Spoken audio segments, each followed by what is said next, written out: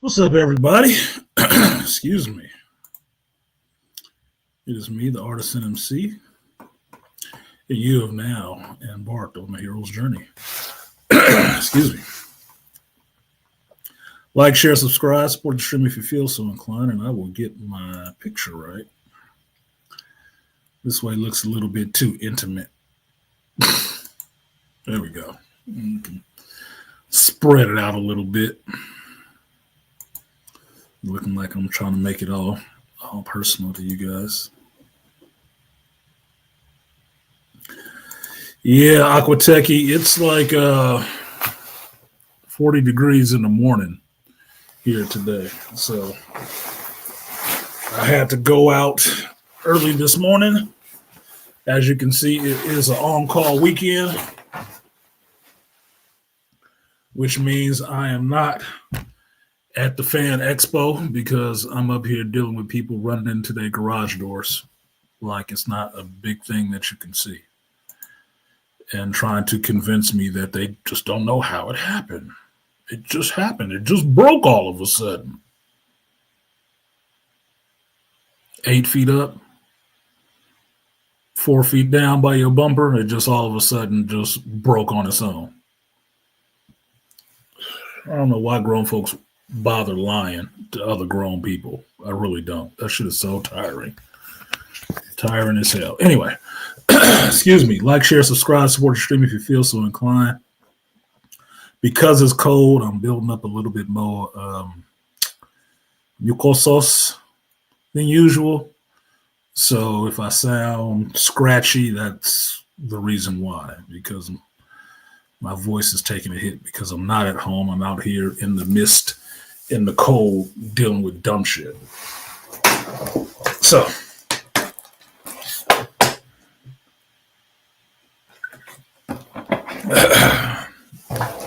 support the anti-cold fund.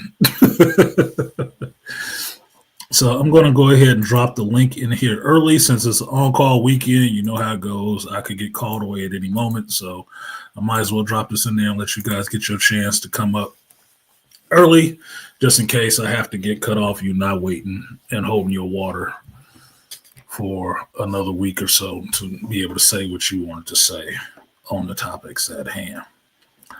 Excuse me. Now, if you guys looked at my community tab, which you should have, because if you're a sub to my channel, you should be looking at my community tab. Sub to the Maple Leaf. I posed a question in there, and I put a video, a TED Talk that I was listening to because I do that. I told you guys, one of my bucket list things is to probably do a TED Talk on psychology and geekdom, how I can marry those two things together. Would be fun, just because they talk about a lot of stuff on TED Talks. I watched this one on DEI that I thought was silly, but I sent that to some other smarter people than me so they can peruse it and look at it and poke holes on what this chick had to say on her TED Talk stage. But it's still one of those things on my bucket list that I think is missing. You don't see it there often. Now, it could stand to reason that doing a live show one day a week or every day of the week is equivalent of a TED Talk. It's more than a TED Talk, especially if you're the kind of content creator who brings up research, data, and statistics to make your case and assert your hypothesis and provide proof. That is a TED Talk right there on YouTube to be watched. No, you didn't have to get in a fancy suit. You didn't have to dress up. You didn't get to fly nowhere else in the country. You did it from your home on your time and put it out there to the world. So truth could be said. I probably give a treatise on that all the time. But it's still one of those things where I like going in places where people have their nose turned up and making them, put that shit down. I like doing that. It's fun to me. I think I got that from my mama, like walking into snooty restaurants and shit like that and sitting down and having a meal And the motherfuckers looking at you like, how the hell you get here? Same way you got here, motherfucker.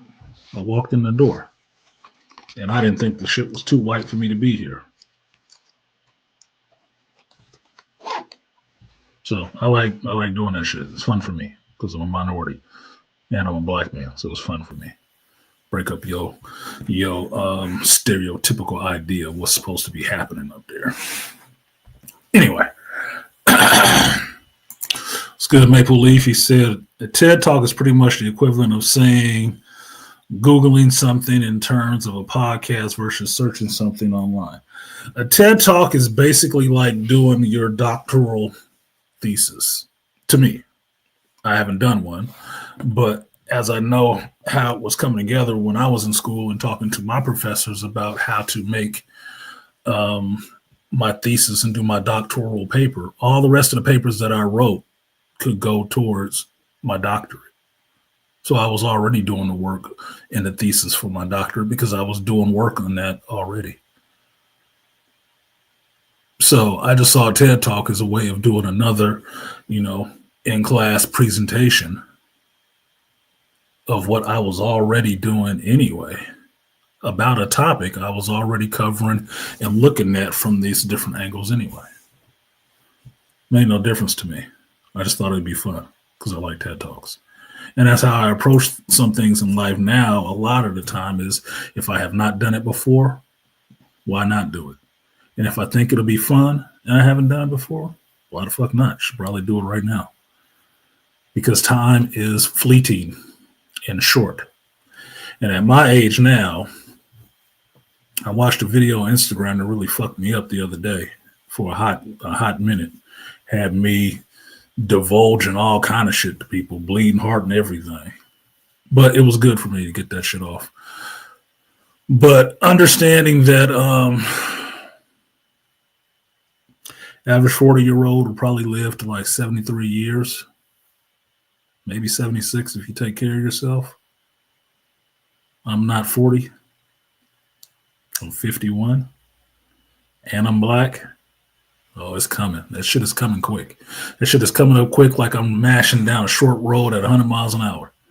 So, in that sense, it made me make sure I unburden some things that I want to get off my head and my heart in some senses and not leave them unsaid. I've told you guys that before. I've never liked leaving things unsaid.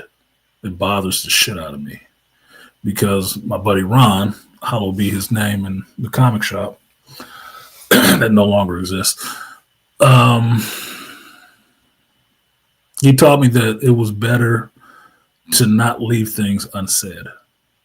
So when the person passes, you don't have to have any regrets. You don't have to have any of those wishes of, I wish I got to say this again. I'm disappointed that things went this way or all that shit. Stop wasting fucking time. You don't have it. You don't have it. Plain and simple, you do not have it. And I'm not talking about wasting time in the sense that you got your ass on your shoulders and can't nobody be good for 2 minutes of your time to talk to. No, that's not what I mean. I mean those important things, those things that seem unresolved, that are not being taken care of, and you keep pushing off, kicking the can, turning your head not to look at all that shit, and most of it is dealing with your own fucking self. You better get that shit settled. You should get that shit settled. There's no reason to drag that shit along with you another day, another 2 days, another year. The fuck you doing? You're slowing yourself down. You're slowing yourself down carrying all that shit. Having to avoid conversations with people because, oh, well, if I talk to them, we're going to have to talk about this. Man, talk about that and get it over with. You do that shit one extra day, you are wasting fucking time that you don't create and you don't have. Plain and simple. So, in the course of an hour, I talked to at least 4 different people and unburden some things. And I do that every once in a while anyway. This seemed to be the time that video kicked that shit in for me, that this was the time to make sure, you know what, I got some shit that's still unresolved right now. Let me resolve this shit right now. At least for my part. So I don't like waiting like that. I really don't. And it makes it seem like life is in a rush or anything like that. But no, it's not that. What it is I can go to bed every night with nothing on my head and nothing on my heart. So if I don't wake up that next morning, I'm good. I'm Gucci. That's why I can sleep like a fucking baby. Not because I pay no mind to anybody else in my life or around me. No, it's not because of that. It's because I know my head and my heart is clear. I'm good. I've said what I had to say, and the chips fall where they may. Whether they liked it, whether they didn't like it, I'm not concerned about the results from it. I'm more concerned that it has been gotten out and they know. Then they never have to ask that question. Like with my kids, they never have to worry or have a conversation with me thinking, oh, you didn't think I loved you? They never have to have that goddamn conversation. Never. That will never be a doubt in their mind at all. Never wonder if I love them. Never wonder if I'm proud of them. Never wonder how in awe of them I am and how proud of them I am. They will never have that question. Not my children. Never. Because I tell them often. Often I tell them that shit. Every time I fucking feel it, every time I think about it, I'm telling them. Could seem a little bit much, but fuck you. I didn't get that from my mother or my father. And that's not disparaging either one of them. I didn't get that often. My mother was shocked when I told her I didn't think that I didn't feel loved. And she was like, what? Like, no. I know. I understand that you love me. I don't feel that shit though. I don't. And the reason being is that I've been out in the world long enough and had enough interactions with people that I understand what feeling love feels like and what knowing somebody loves you feels like. And I know while they may love me, I don't feel that love often. I don't. Yeah, you got love for me. If I was hurt, you'd be concerned. But it's not active. It's not something you actually actively doing. No, it's not. It's one of those things you put up on the shelf, like Christmas cards and shit. On occasion when I feel like it, when it comes up. No, I don't feel that shit like that. It's just what it is. That's just the situation.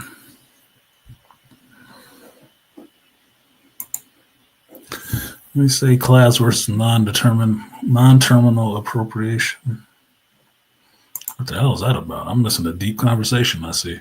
Only person artisan is coming back. The only person artisan is coming back to haunt is Leslie Headland. Hell nah. I wouldn't waste my goddamn time. Leslie Headland is too stupid to be haunted. She got her own demons. It's going to be crowded, okay? You don't think she got her own demons? You didn't watch The Acolyte. She got her own demons to deal with. That's going to be a crowded haunting session. I'm like, man, can I get in here somewhere? Like, god damn. No. KK would be more deserving. But even then, it would be like, well, why did you do that, bitch? Why did you do that? I'm saying that right now. There are bigger voices than me asking her that same question. What up, Sally? Soul up in here saying Grand Rising with a smile. Appreciate you. Black Bane in the building. What's good, Sam? Dropping the twomp in here. Appreciate you, Sam. I ain't got my new. I got the new song. I don't have the new video for it yet. Let me just play the song so y'all know what's what. Let's see if I can find the part in the song that I want. I just want the chorus because it'll be fun. It would be fun. And y'all hit that link because I don't know how long I'm gonna be on here.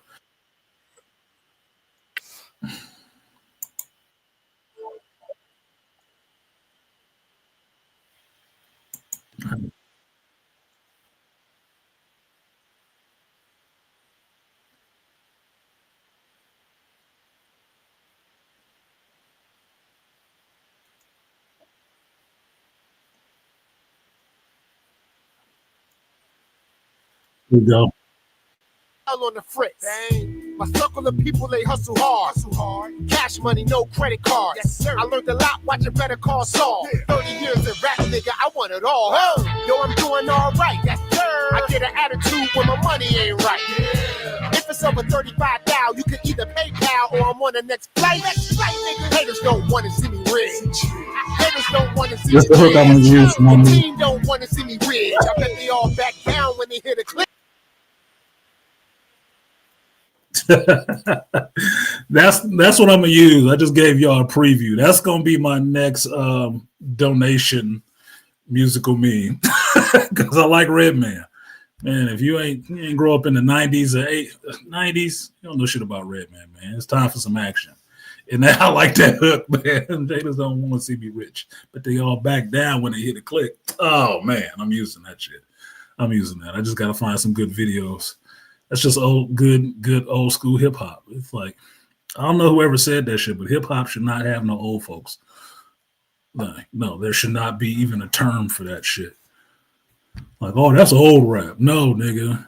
As long as you can craft metaphors and you live in life, you should have a long ass career as a rapper. That should be like being a writer.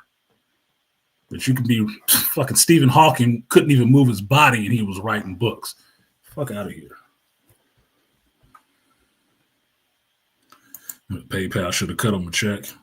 Somebody should cut him a check. Red got skills, man, and had skills for decades. And you understood everything he said. He ain't mumbled once. Just saying. Yeah, so I'm like a shout out to the Red Man. Yeah, shout out to Red Man. Mr. Muddy Waters himself.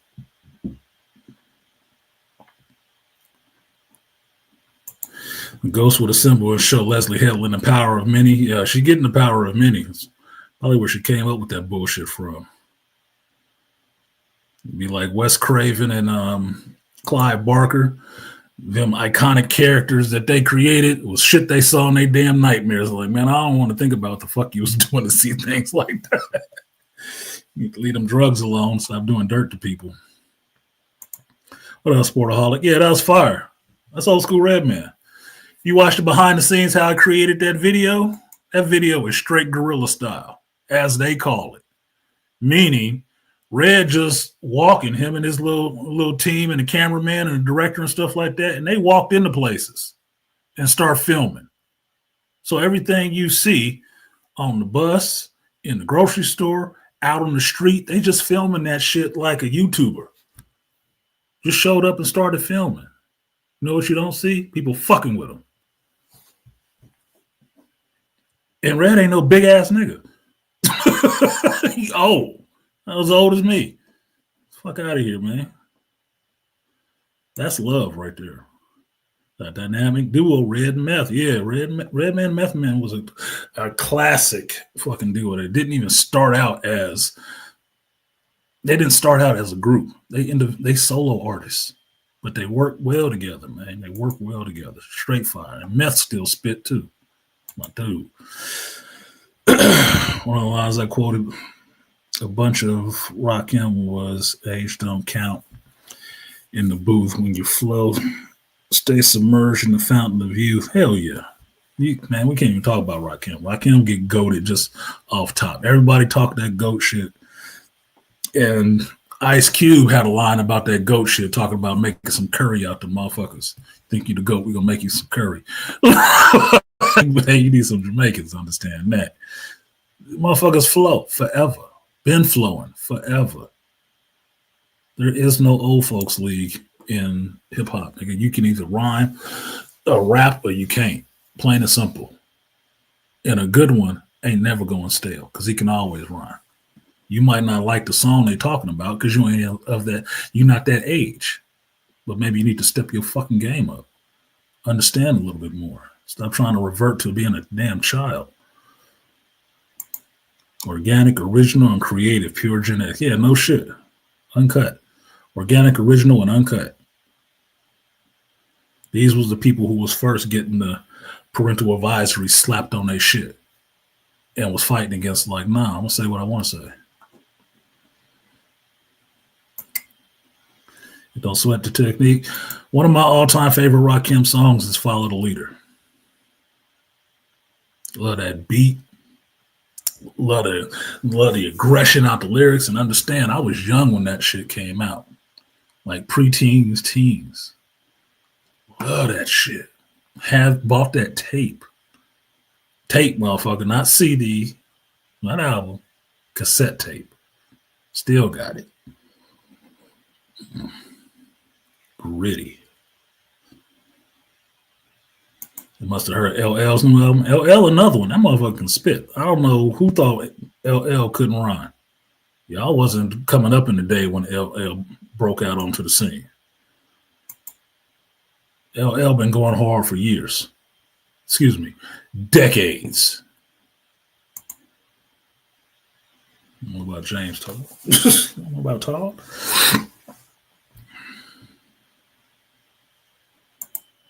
Juice, all-time B-boy classic. Yeah, that was for the movies. That was more 90s. Early 80s, though. Rock Kimmer say, boom, boom, boom, boom, boom, boom, boom, boom, boom, boom, boom. Follow the leader. The third eye make it shine like jewelry. These are mixed like a maintain. Shit.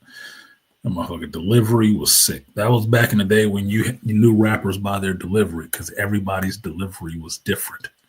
Nobody sounded the same because everybody's delivery was different. And everybody had their own catchphrases and shit like that.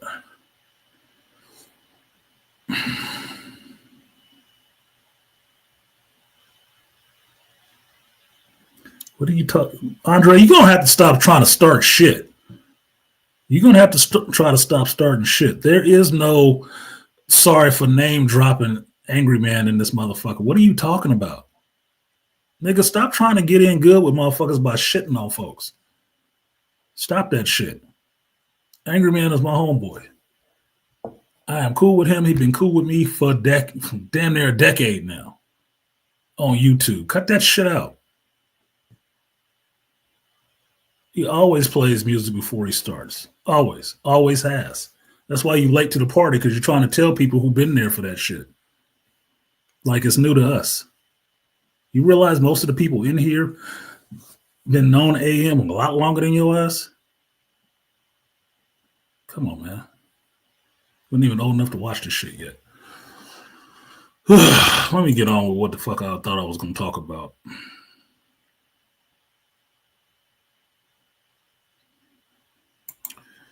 AM is one of the people I recognize as one of my mentors on YouTube.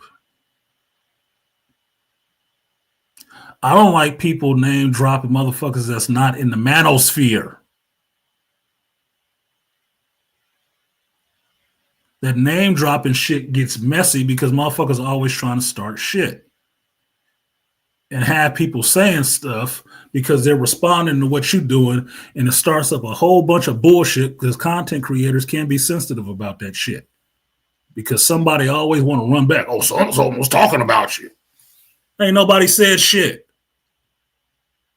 But somebody always want to bring a bone, drop a bone. That dumb shit. So no, I don't like name dropping people, white folks and shit like that that's outside of the black manosphere because it doesn't do anything to help the black manosphere. Because y'all silly asses don't go over there to their channels and do that shit about us. You don't. You don't even get to say nothing in their chat. And you won't.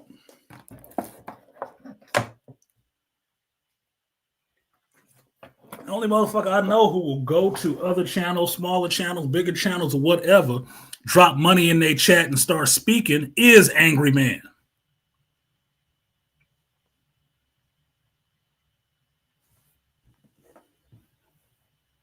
and will donate. You do that shit for free skis.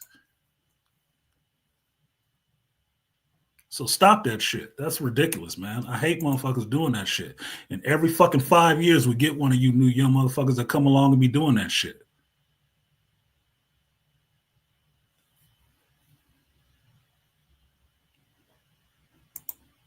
LL came into the game when he was 16. Rakim was 19, and they were still awesome. Yeah, they was talented from the jump. LL was the youngest. And if you never heard Radio, that motherfucker hard. That was his first album, Def Jam. What up, Beast? What's going on, man? What's good with you? Let me just answer this shit one more time, so motherfuckers don't be trying to start beef between people that don't have no goddamn beef with each other. When my shop was going to close up, when I was trying to keep my shop open, just to clarify this shit for your ass, Andre, so you stop having motherfuckers' name in your mouth and trying to be funny. Dr. T. Hassan, BGS Idmore, Art of Idmore, and the motherfucking Angry Man did a goddamn telethon to raise money to help my shop because they know me, respected what I was doing. Angry Man himself gave $500, raised it on his channel, raised money, gave everything that people who donated to him to me to help keep that shop open. That shit didn't even stay in my account. That shit went right out my account, right to the landlord, right to buy comics. Eternally grateful to them. And that wasn't because I known them for a fucking year or two and dropped money in their fucking cash apps and shit. No. I had known them for years at that point. 5 to 7. I hate when motherfuckers get this shit. Look, if you want to be cool with a motherfucker, just be fucking cool with them. It don't take the name dropping. Don't take that shit at all. I said this shit many a goddamn time. Angry Man was the one who got me into this space to begin with. And I was watching him when he was filming in his car with the falling down fucking back head interior. When he first started really having a studio and was fixing it up, I told that brother, hey, gave some tips, put it together, but hey, you get a shelf, I'll give you a statue for that shelf. That was when I was working at the shop. He got that shit together. I sent him a statue, a Batman statue to put on his fucking shelf. I have been a monthly contributor to the Angry Man channel since that motherfucker started doing that shit. Just for a little history lesson, the reason why you salute people in this space is because he started that shit. And everybody lost their goddamn mind over it. Oh, he giving out ranks and shit. Who the hell do you think he is? Military brat. Understand hierarchy. That's why you see me. Certain people I salute and certain people I just say peace to. Why? Because them originals who was part of the Angry Man's army, I recognize because we was all in the chat together. That's why I know your ass is new. Masculine mercenaries. Masculine shit. Before the masculine mercenaries. Black Order. Yeah. Black Order. Because you have to remember, Black Order, masculine mercenaries was when Kendra and Cerulean and all of them came into the group. There before them. Because I can remember when they all came to Angry Man. I can remember them shady motherfuckers that was trying to get cool with him too, came in and then tried to burn his ass too. That's why I say it's every fucking 5 years or so.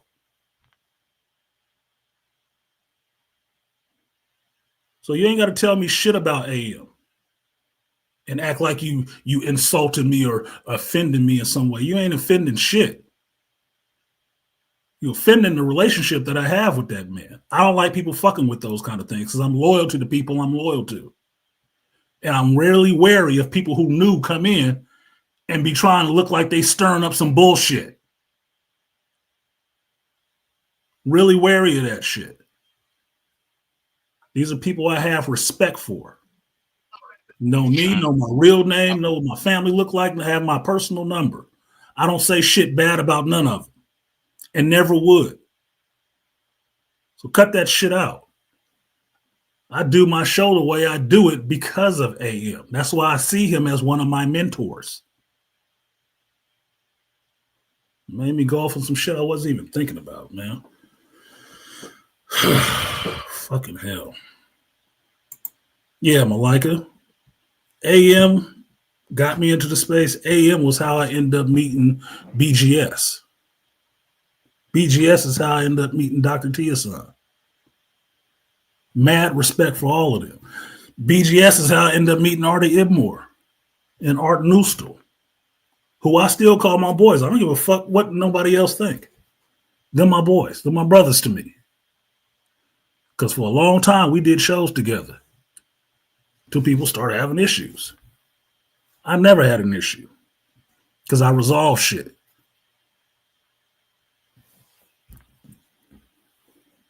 He ain't led you nowhere. As far as I know, you showed up on BGS doorstep and then just start circulating around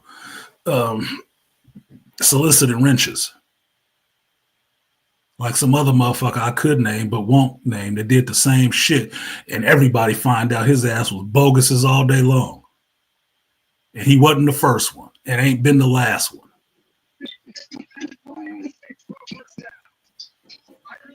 Yep.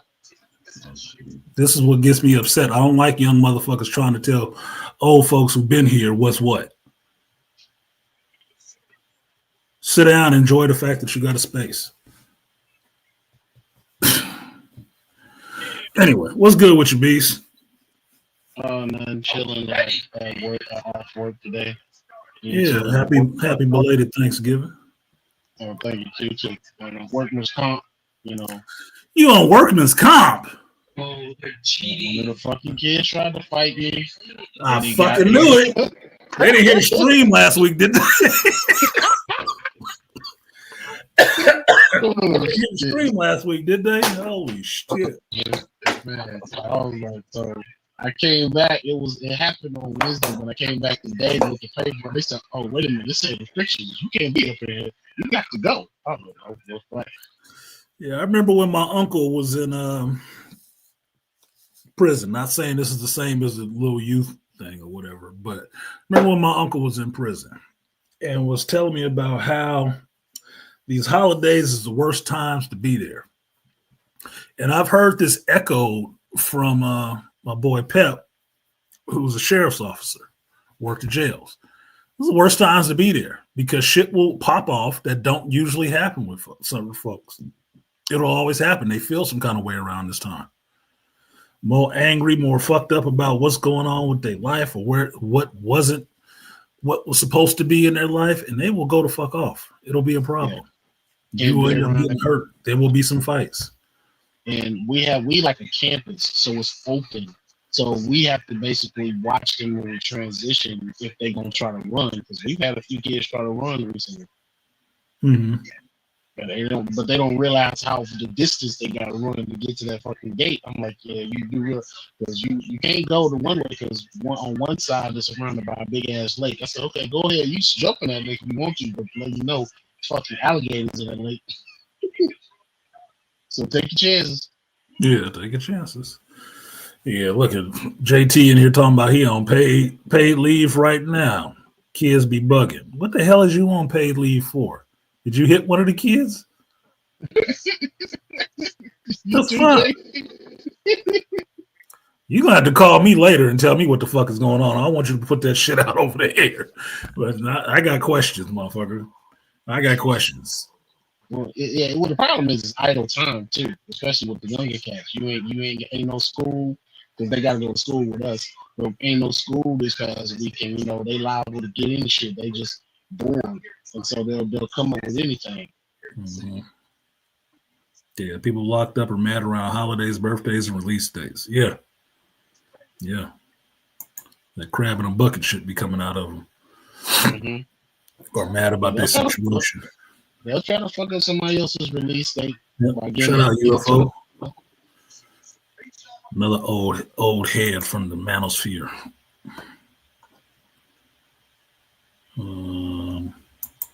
Toya talking about a late pass. You good?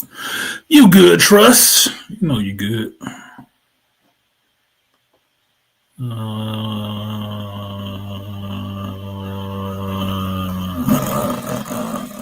Anyway, so since you got free time now, what the hell you been doing with your free time? Tell me you ain't just been playing the 4-finger skin flute. Nah, I've been trying to look for stuff to watch. I'm actually thinking about writing. You've been thinking about writing, but you ain't written it? Well, nah, I'm coming up with the concept. I thought about it. It had something to do kind of work related. Somebody fucked up. Somebody fucked up. It's my younger cousin playing fucking NCAA 25.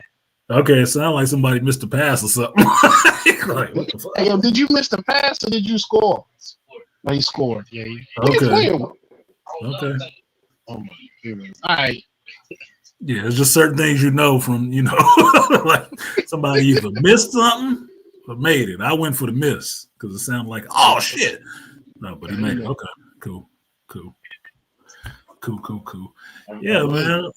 I'll tell you what my writing teacher told me about shaking out of ideas that you have. The important thing is to just be writing. So just take out the paper or get at the computer and just start writing out all the ideas. And don't worry about punctuation or spelling too much, right? Just write them out as they come out of you. And that's a way of clearing out your head and clearing out the clutter. Because what you can do is go back and pull out those things when you read it. So like, say you do it for 10, 15 minutes, right? It's called free writing. You do it for 10 or 15 minutes. Just start the timer and just go. Right, it'll clear out all the clutter in your head, and you will get those jewels of ideas in there. Right after that, the timer goes off. You go back and you read that shit, and you see what's good, what's not, and that becomes your outline that you can use to write whatever the hell it is that you're writing. Now you can do it. There's a way you do it, and when you rap as well, is that you just record. And you just start saying whatever comes out. Right? Tretch has done it that way. I think Old Dirty used to do it that way as well. You just record and you just start going. Whatever come out, what come the fuck out. Do it. Cut the lights out and put the shades on and then go. Just whatever come out. Then you can go back and actually pull some of that shit and say, okay, this was good. You should expand on this. Here, write a verse about this or something. What's good, Bang? Hey, it's good. Good afternoon from out here in Texas. Still in Texas? This nigga ain't never coming back. He said that shit when he left. You know what I'm saying? I might come back to get my TV because the PS5 with me. That's good. That's covered. Might come back and get the TV. That 75 inch. No, that's got coming. Man, they sell TVs out there too. They sell TVs out there too. I ain't got no sales tax. No, I ain't mad at you. If you don't come back, I ain't mad at you. They're trying to keep me trapped here right now. You already know you got a place. Go somewhere else, and they're like, "Oh no, we need you here." I'm like, "Oh shit." Well, if I do come out here, you got to come visit because I'm gonna have all the toys. I will visit. My boy FD Steven just moved to San Antonio. So he got him a house out there in the extra bedroom and said, don't be upset when I show up to that motherfucker. Like, you already know. San Antonio? Come on, man. I ain't even been to Texas yet. I ain't flew over Texas. I think I might have had a layover one time in Texas. So I never was actually, to me, I was never technically in Texas outside of the fact I was in the airport, right? But nah, man, that's a state I haven't been to. Done. It's like 2 hours away from me. So yeah. What's 2 hours? What, like driving to Sacramento? Yeah, pretty much. Yeah. Houston, shit. Like I said, Bay Area sis, that don't mean shit. 2 hours. Fuck is that, a movie? Man, I can put I'm driving to San Jose. Like, okay, I'm driving to San Jose. Okay. Yeah, exactly. I'm going to San Jose. Thought you said it was far. Yeah, artists in Houston, San Antonio, Dallas, and Austin are all within like 2 to 3 hour drives apart from each other. So it's nothing to bounce city to city. Yeah, everything else going back east is hella close, and people think it's actually really far. It's not. Y'all tight. Y'all kind of close together. I'm telling you, Bay Area, California, my distance and time frame is what's far is like, did it take 5 or 8 hours to get there? That's far. If it don't take you that long and you ain't even left the state yet, then it ain't that far away. Nah, I will say that Texas driving across is some bitch. Like we left the first time, my brother woke up 8 hours later. Like, where are we? I was like, Texas. We're still here. I mean, we could have all of Texas. In that time, I could have went from LA to Reno in that time. No, we're still in Texas. I still ain't hit New Mexico yet. We just driving. Yeah, but it's cool. Go back to sleep. Maybe we'll make it out. I will say from just, like we taking a lot of media, so we watch like Young Guns and like all this Western stuff. To actually drive past these places and they have markers where these people really were, that's really cool. Yeah. Like when you go, if you take the 40 through here, you'll drop into New Mexico and you literally go where Billy the Kid was. They have like Billy the Kid places that were like, the Billy the Kid stand and they have a Billy the Kid museum over there. It's really cool. It makes it real for you. Yeah. That would be, I was talking to a friend of mine. She was asking me when I was going to Europe. And I told her I didn't know when, but that would be my only reason to go to Europe, to see where a lot of this stuff that you may have seen on television or anything like that is actually real places, to see the history of the place. That's what I get into. So being in Texas saying, oh yeah, this is Billy the Kid's old house. Like, God damn, dude, this is like as cool as going to Jamaica and seeing Bob Marley's old house. Yeah, you only know this through media.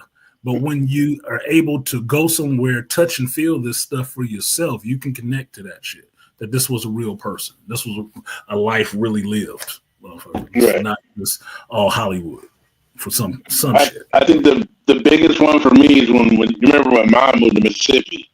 Mm-hmm.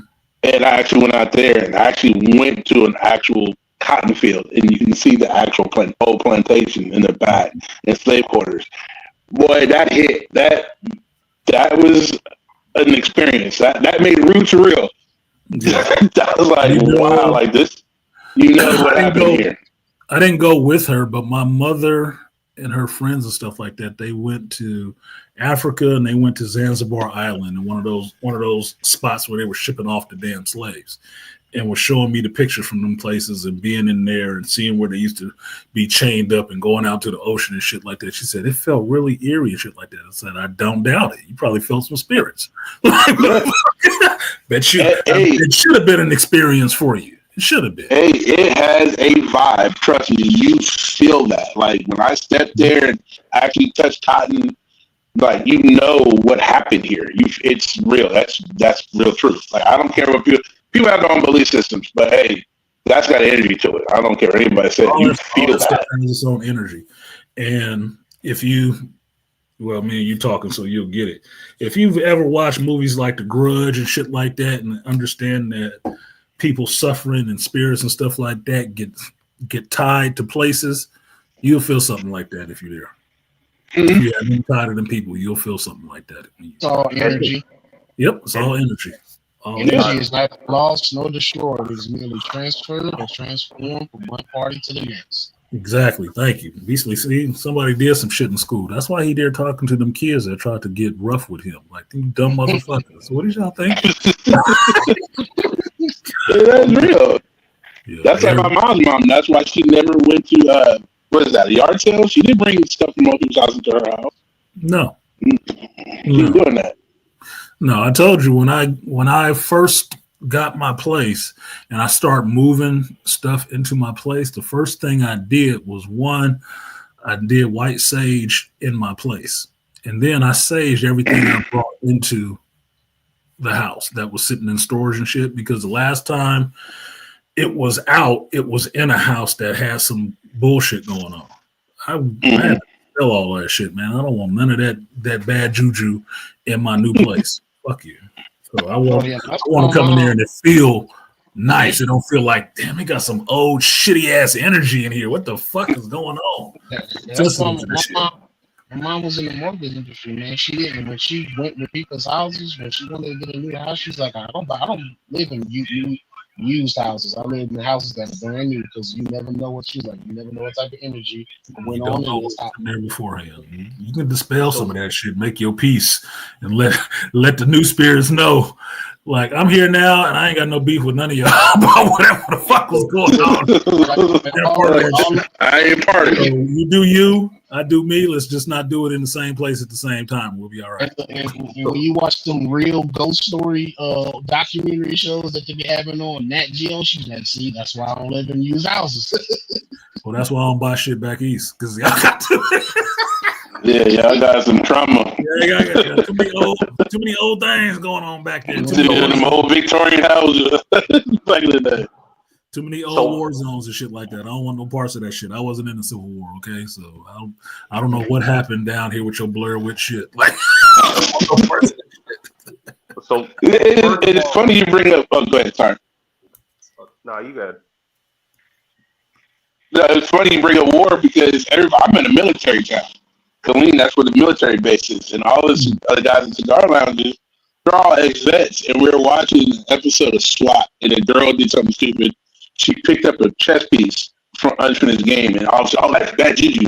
Don't do that. And they started chuckling, and I was like, "Y'all really believe it?" And they're like, "Man, I got so many stories from these war vets. Like, bro, yeah, they have so many don't do's that don't bring up juju. Like, they believe in that stuff hardcore. Like, it's funny." I believe in bad juju with just somebody touching my pool stick. I'm serious. Don't touch my stick, man. You will fuck up the chi. Don't touch that shit. This shit is attuned to me. Don't touch it. Like my lady, man. No, you can't put your hand between the legs. The fuck wrong with you? No. Find your own. Same way with my black belt. It's like, whoa. Why you touch my black belt? No, I look at it like, at least my pool stick, I look at it like a samurai sword, right? You don't let nobody mess with your sword. Oh, exactly. Can I go out and swing it around a little bit? Fuck no. This ain't no practice baton. What the fuck you doing? No. It was made for me. It's attuned to me. My energy, my chi. I let you fuck it and you all chaotic and shit, you'll fuck up the energy. I go out there to use my shit next time and it break when it should be flexing with me. No. That, and I don't want you breaking my shit too. Also, that's nicking up my damn blade. No. I learned that from my cousin Stuart, who's a black belt in Kinjitsu, and his master is actually well known in San Francisco. He comes from a lineage of actual samurais. You do not touch his sword without permission. You don't touch it. Don't touch it. Not even the scabbard. Don't touch it. If he does not hand it to you in traditional way, leave it just sitting there. Leave it be. Don't touch it. Admire it from afar. Like, oh, damn, that's a nice sword. Mm-hmm. How old is too old for a used house?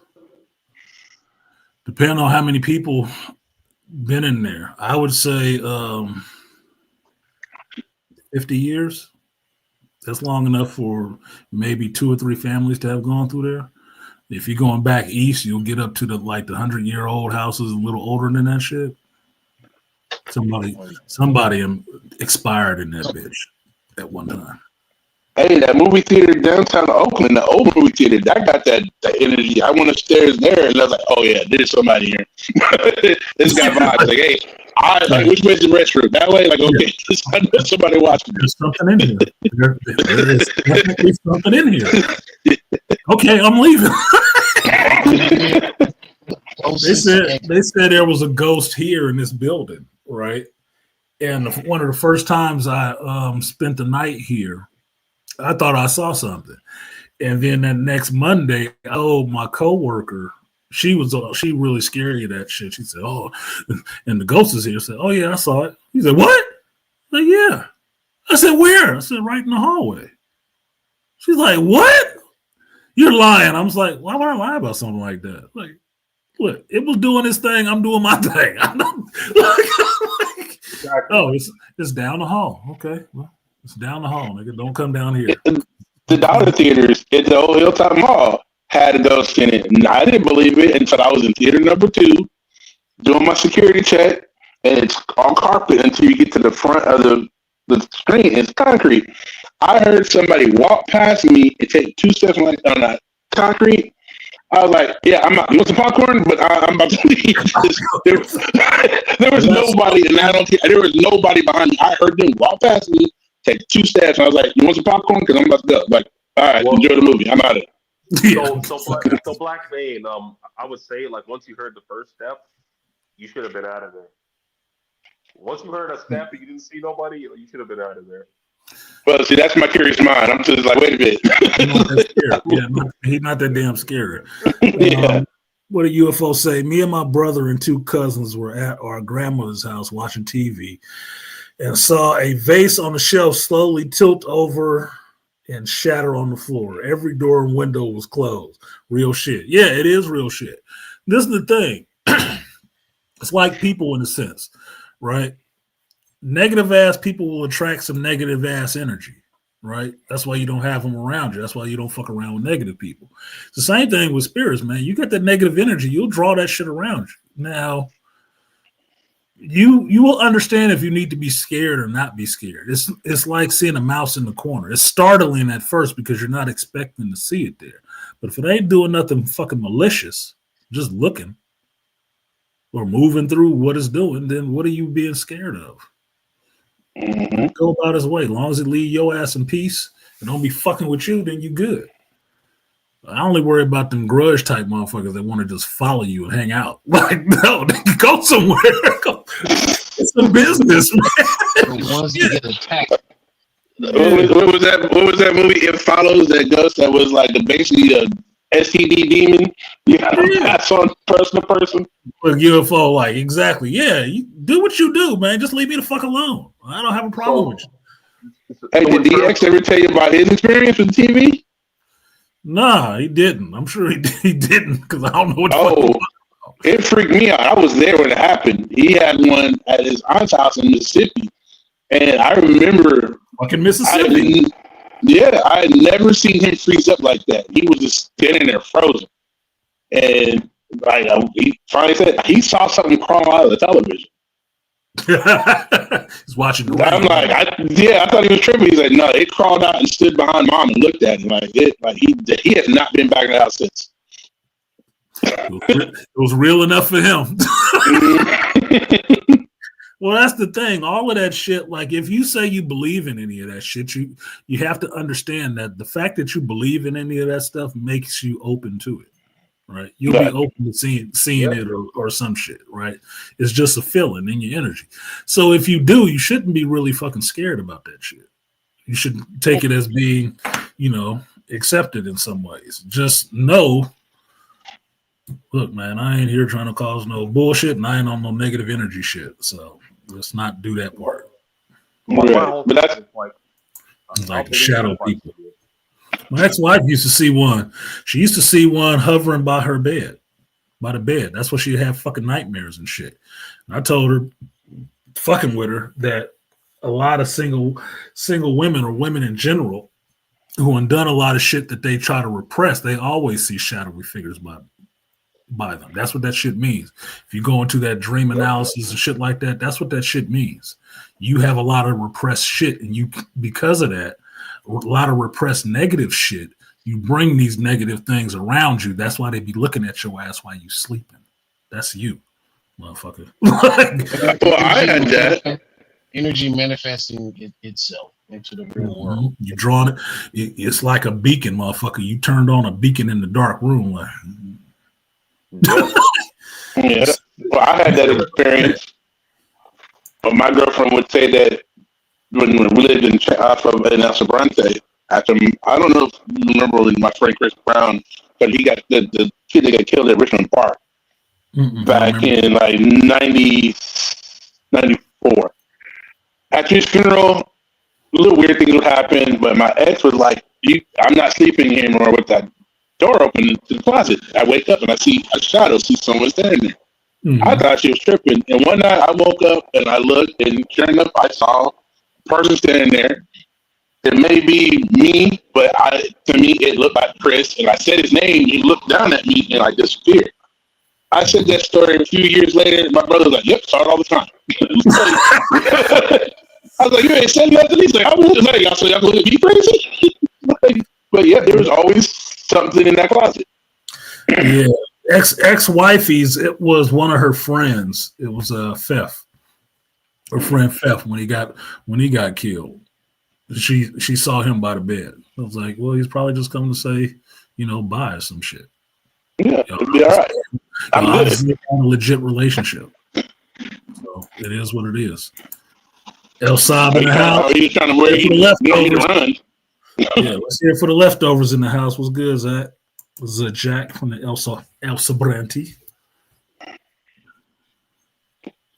Yeah.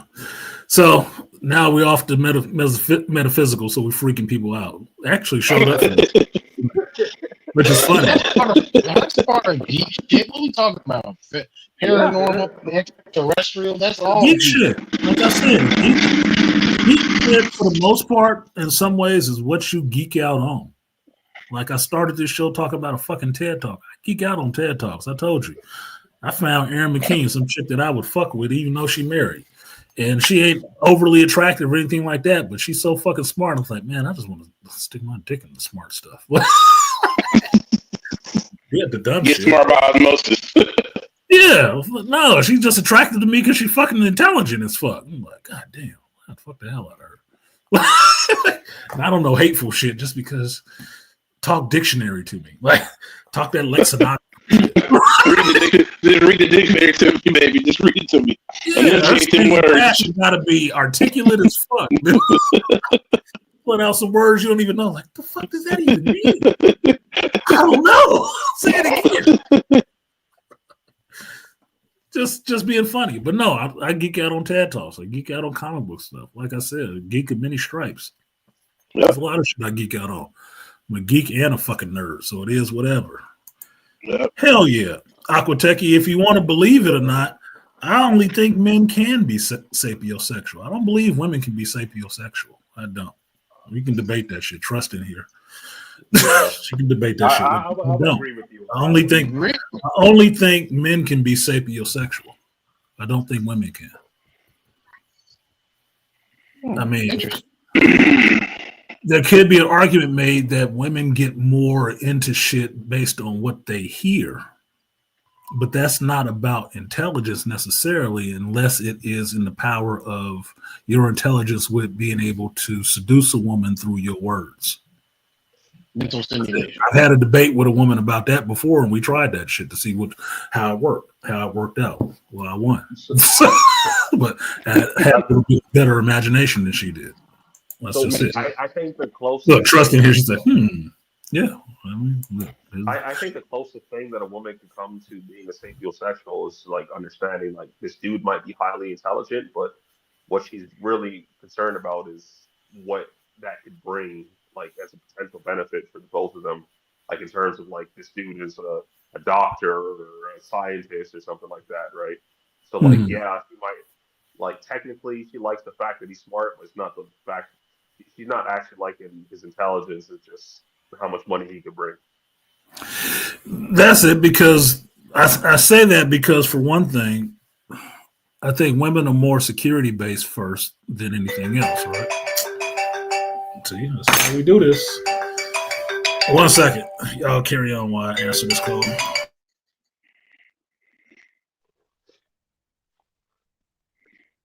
Now that he's on, everybody got quiet. No, I actually had a question that I wanted to ask you guys.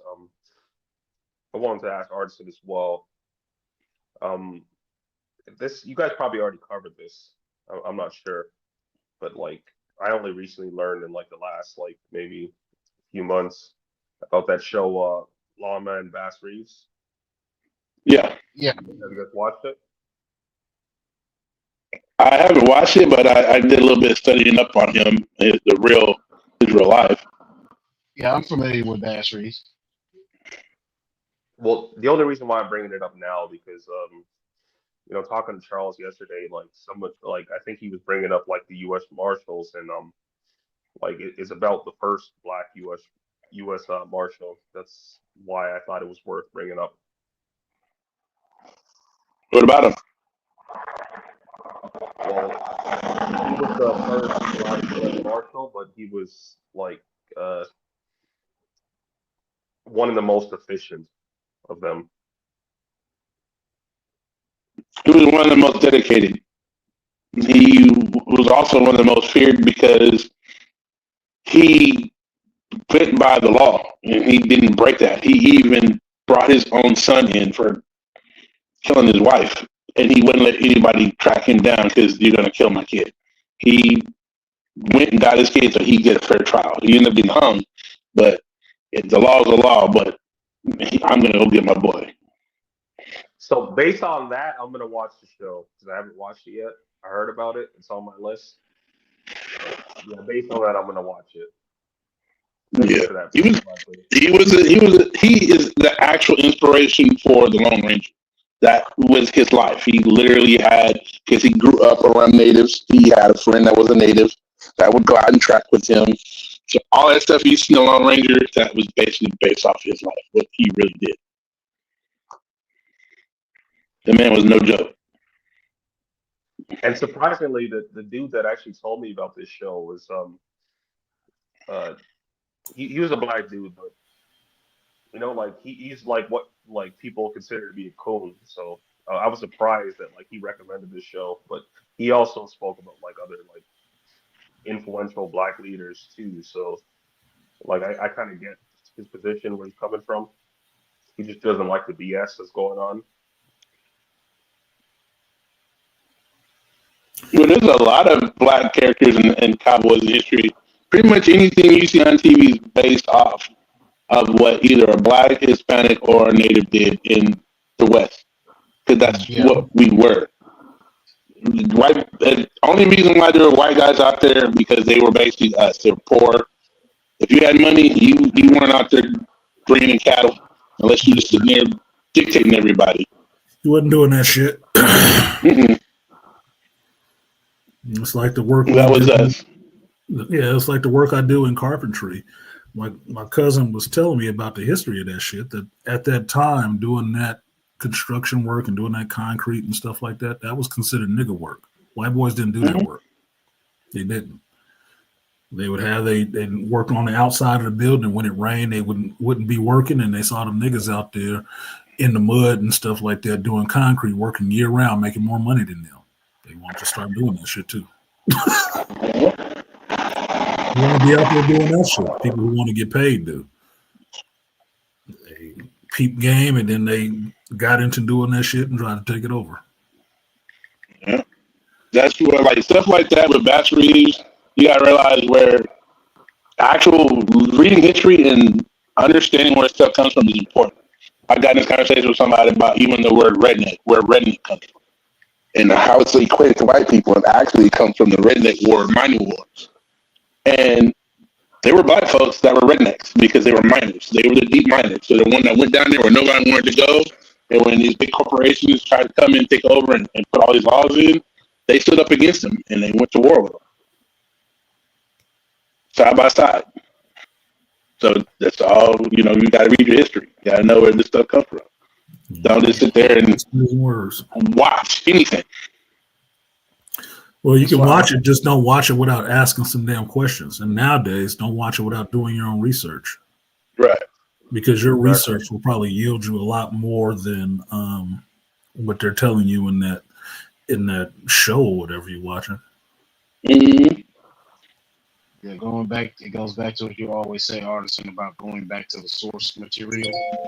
And like how, like, one of the biggest discussions that I've had with my group is because you got one kid who they're always referencing the geek shit from the movies. And I'm like, bro, do not just read them. I said, you got to read the comics. And like they tried to literally argue and try to say that Batman's a superhero. I was like, no, he's not. He's a hero. He doesn't have any powers. And all this, he tried to say, well, Catwoman has super. I said, no, she doesn't.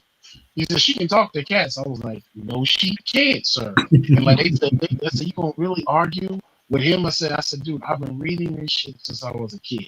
Y'all were like 13, 14 years old. Y'all knew this shit. I'm not. I know what I'm talking about, sir. Yeah, the only place I would say that comes in is that for me, the definition of a superhero means you have to have something super about you, power-wise. Exactly. Right?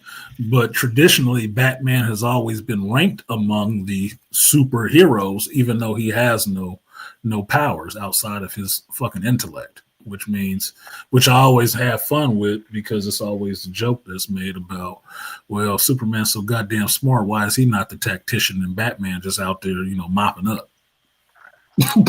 Got that smart. I would Prep time. Prep time, nigga. Prep time. He could be a hell of a prep time maintenance man on the watchtower, but he's not. Right? That's his superpower is not his wealth, is his intelligence. Intellect. You guys can correct me if I'm wrong, but I would argue that Batman is a vigilante, not a superhero. He is a vigilante. Yeah, he's an anti-hero. Yeah, he's an anti-hero. Not an anti-superhero, mind you, an anti-hero. Looks like artists, you don't know the guy that did the Punisher, that skull you have. He actually came out, I think it was like 2 years ago, and blasted law enforcement for riding around with that skull on their car and their badges. Like, that's not for law enforcement. That Punisher is not a hero. He's an anti-hero. There's nothing law-abiding about him. So cops walking around with that, that's not for you. Take that off.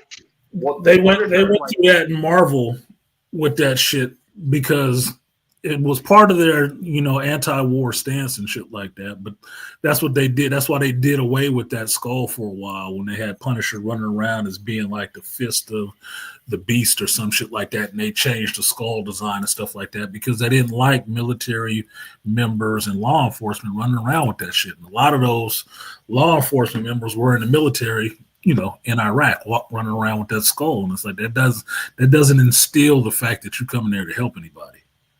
Makes it look like you just out there trying to be a kill squad or some shit. Because that's what the Punisher skull means. That's what it means. It means death, nigga. That's what it means when you come. Yeah, it's over. In terms of the Punisher, he was an obvious anti-hero. Yeah, he has never been a hero. He's anti as hell. But the fun of the Punisher is playing with that idea that killing is wrong, but it's killing bad people who kill people wrong. Yes, to an extent, and that's what you deal with the Punisher. He deals with his consequences on doing what he does and how he is damning his soul in a way. Yeah, you might say it's good, but nigga, you're still doing wrong. Warzone was the argument that Charles been making for a while is basically morality versus the code. Sorry, I don't think it was morality, but it was morality. Code. Yeah. Well, morality versus code. And the Warzone movie. He is super capable. More than most members of the JLA. Yeah. The Warzone movie that they did was a great example on why he has that dilemma when he just kills people. Because what if he kills, the supposed bad guy, but in that movie he killed the dude that was an undercover cop, and he's dealing with that throughout that movie. Because he was a good man. He wasn't a piece of shit. He wasn't like he was working in Gotham and no shit like that, and everybody on the take and doing something dirty. No, it was a good man. He got mixed up, and he was wrong. Batman would be going through the same grief, but Batman don't be trying to kill people necessarily. He ain't saying that. not necessarily. Like you said, something gotta save you. Yeah, so I said necessarily, he ain't killing you. But if you can't get your ass out, you're gonna die. Right, I think it was an Elseworld comic where Superman finally got fed up with Lex Luthor, and he was a president. He came into his room and had him by his neck, and he's like, "No, you can't kill me. Batman won't let you." Batman looked at him, looked at Superman, he's like, "I'll be outside in the hall." He just dipped. Y'all need a moment. and just walked out. Like, I ain't gotta save you. Like, They'll say your ass, you don't like Lex either. That was Bruce Wayne talking. Y'all have a meeting. I'm gonna let y'all finish this meeting, and I'm gonna be out here. well, that's what I like the Hawkeye show. It showed Hawkeye for what Hawkeye really is. People get to like he was saying, you gotta go to the source material. It's the comic book. That's why you see the comic book, Hawkeye and Black Widow, they run around sometime on Punisher. And Nick Fury says Black Widow and Hawkeye after you might not go home. They are hitters. That's what they do. It's not a might, motherfucker. You're not going home. Look, the best example of that shit outside of the MCU, because they took it from the Ultimate Comics, is what happened when Clint Barton lost his family in the Ultimate Comics. Clint Barton turned into Bullseye. He was killing everything. Everything. He was a whole problem. Because he lost his willingness to things he cared about. That motherfucker was an issue. He was a whole issue. Like, just look, yeah, he's super accurate. Yeah, he just got arrows. What good is that? You ever had an arrow in your eye? Well, you don't want this man flicking that toothpick at you. That's motherfucker good with killing you with other things. Since you said the word arrow, like yeah, I think that was kind of one of the most black pilled like comic shows that was out for a while, because he was like, yeah, you gotta go. He was for a while, but then he got against his whole killing thing. That was the angst for the show, because they were making that show kind of be like Batman Light, right? So he had to go with that not killing stuff, because his version of Arrow, he had actually worked with the League of Shadows and shit like that. So, killing ain't the thing for them. That's part of the code. Okay, that's just what they do. It's not even on the intro documents and stuff like that. Like, oh, we kill people? Yeah, that's a given. Like, sign the paperwork. So that was part of his thing, dealing with that, trying to be more in line with the Batman and not killing people and getting people to fight with him and not kill, as opposed to, when he started off, he was giving it to him. But stands to reason, if you got a compound bow that small with that much power in it and you shoot people with fucking arrows, somebody's dying. That's just how it works. That's what a bow and arrow is for, motherfucker. It ain't for boxing gloves. Okay? It's for putting shit down quietly. I mean, look at Damon Wayne. He's the only Robin that carries a lethal weapon. He still carries a sword. Yeah. Because where he comes from. That's that League of Shadows training. His grandfather wouldn't approve otherwise. Yeah, I told you that. Like, Damian is the one Robin with lethal armaments. Yep. On his costume. Like, what's wrong with you? Even the way he used his battle rings. Yeah, Damian is something else. I like Damian. That's my favorite guy. I love Damian. My only disagreement with what Artisan just said was with Wolverine. Is he is my favorite X-Men character. So those adamantium claws, they should have done a lot more work than they did. I'm just saying. Well, if you get into Wolverine and older comics, look, this is my thing with Wolverine in movies, right? Wolverine does not necessarily have to pop his claws to kill you. It'll be done quicker with the claws. But Wolverine with his adamantium is like 300 and something pounds. He heavy as shit. He can punch you and turn your head into fucking a watermelon. He could. He's just a small fucking furry dude who can go for hours, and we ain't talking about fucking. No pause. Just fight. Just fighting. That means this motherfucker can fight. Like, think of it this way. You on a racetrack, right? Track and field course. You about to run a 100-yard dash, full out with all your speed. You take off, you at full speed. That's Wolverine can fight at that speed for hours. No fatigue. For hours. He would wear Efficient. down anybody he fighting against. That's why his best fights is against people who also have a healing factor or fucking gamma irradiated. Because the motherfucker can just go. He knows a lot of fighting styles like Batman. He ain't got to pop his claws. My biggest angst with Wolverine is that they always have to have him with his claws out. He don't need his claws to get you like that. That should be the last thing. That's like a samurai pulling out his sword. That should be the last thing that come out, not the first thing. That's like a motherfucker that always pull a gun. Then you can't fight. You watch a comic and Wolverine is just molly-whopping motherfuckers like Batman, and then somebody else come along with some extra shit, then the claws come out, you know it just got serious. It just got really serious. Like, man, I was just gonna maim and break your bones and shit, but now I'm going for the kill. That's what he does. My biggest problem was they made him wild. Fight with anybody not killing him. Never. Right. I didn't like it. I never liked him until Deadpool Wolverine, we actually see an efficient fighter. Because he's been fighting for years. Like, if you watch the first X-Men, he's just swinging his claws. Now, if you read the comic books, no, that man knows, like you said, multiple martial arts. And I've been someone that's trained in martial arts and been against efficient fighters, especially like Muay Thai guys that will pick you apart. That's a different person to be standing in front of. Give a Muay Thai fighter adamantium bones, nigga. You gonna be in a wheelchair. You gonna be in a wheelchair if they leave something for your head to sit on top of. You gonna be fucked up. And you know what? That's what pissed me off about the earlier X-Men movies with Wolverine, when he's getting his ass whooped by Mystique and Deathstroke. I'm sitting here as a kid, like never. He's mastered every martial art in the world. He should not be getting his ass whooped by Mystique of all people. I was like, Herb will remember this, right? Because our mutual friend Ron Bundrum, he's a big Wolverine and Batman fan. We went and saw that original X-Men movie together as a group. It was a movie day as a group, all the comic shop fans, right? We all went and saw that shit as a group. I think Herb was there.